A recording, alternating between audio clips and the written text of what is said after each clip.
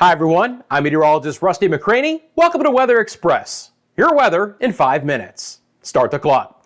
Friends, we have some impactful weather today in Florida in the form of some strong to severe storms, another Pacific storm to talk about, and some rain and warmer weather for a good chunk of the country.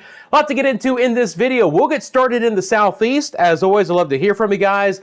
Let me know where you're viewing from in the comments section below. We'll start off here in the eastern side of the Gulf of America.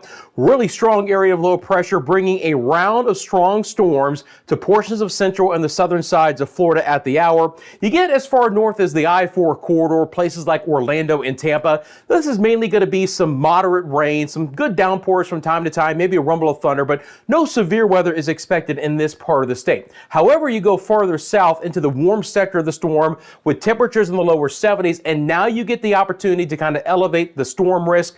We could have some isolated severe weather here, places like West Palm, Fort Lauderdale, Miami, back down towards Key West, and Key West has actually already had some significant rainfall today. They've had more than 6 inches of rain. They've had some flooding issues already in those areas. The winds are significant as well. Again, 25, 30 mile an hour gusts, even outside of the storms. Freeport, Grand Bahama had a 40 mile an hour wind. So the areas in dark green, that's the marginal risk of severe storms from the Storm Prediction Center, places like West Palm, Fort Lauderdale, Miami, and the Keys, the remainder of the day. Main threat winds of over 60 miles an hour, but watch out for rounds of rain coming through, producing some isolated flash flooding potential. We'll look at the models and how long this is going to last coming up in just a second. A little bit of rain, not snow, but rain for upstate New York, Vermont, New Hampshire.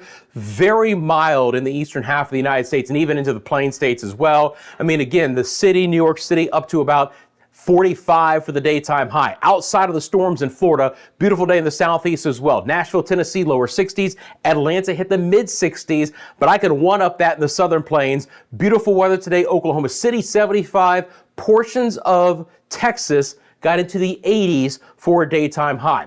Around the base of a trough in southern Canada, we do have some storms from the eastern side of the Dakotas, especially into southern sides of Minnesota, including Minneapolis, and portions of Iowa. Now, these are not going to be severe storms, but again, in this swath, moving south and east, the opportunity for a few rumbles of thunder in those areas. Farther west that you go, one of the biggest stories is actually going to be the winds. Look at these gusts that are 35, 40, even 50 miles an hour, and temperatures are well above average. This is leading to some big time snow melt and big time problems in the Intermountain West, and now we're going to get even more precipitation. The Pacific storm is finally moving on shore after sitting offshore the last couple of days. Heavy rain, Seattle, Olympia, down towards Portland, and temperatures are well enough above freezing where even as we get into the higher elevations, this is still mainly some rain. It's going to turn into some mountain snow, portions of the Olympic range and the Cascades, but into the higher elevations at most. Now, offshore, still storm warnings.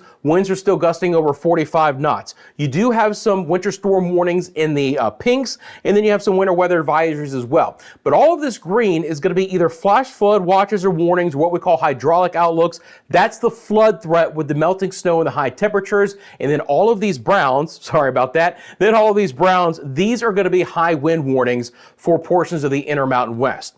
Let's get into what the models are showing you. I'm going to start off with the HRRR model here. Swing back over to the Pacific Northwest. Again, fast-moving storm system in this area, racing on by, whipping in, could get higher elevation snow of 6 to 8 inches in some spots, all right? But that's a fast-moving storm system. Then we traverse the country with, again, another developing storm system. It's going to be some rain for portions of the Midwest in the next 48 hours. Places like Kansas City, on over towards Chicago, we'll get some showers in an isolated storm. This area of low pressure is still wrapped up, moving across the peninsula of Florida. Look at that hefty weather again. Southern sides of the state into the northern sides of the Bahamas. And this is an area that could have some healthy rainfall totals. Take a look at the GFS precipitation here. You can look at the legend on the top of your screen. Anywhere that there's whites, that's more than 2 inches of rain. So Port St. Lucie towards West Palm Beach, 1 to 2 inches down towards Miami. But again, there will be some higher totals. We've already seen some 6-inch rainfall totals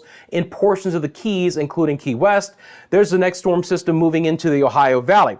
And you notice that when I throw on the snow accumulation, it is not in the form of snow. That's going to be confined to the far northern sides of New England and then back into the Intermountain West and the Pacific Northwest. Anywhere that you see reds, that's going to be some snowfall totals of more than 6 inches. So it's really more about the fact that we've had some beautiful warmer weather, and that will continue for the heart of the country. The 6-day temperature range outlook, exceptionally warm weather will continue. Friends, as you can see from the clock, I'm out of time. Really appreciate you doing me a quick favor and hitting the like button and also considering subscribing here to Weather Express. I appreciate you guys wholeheartedly. You have a great rest of your day, and I'm back tomorrow with your latest 5-minute forecast.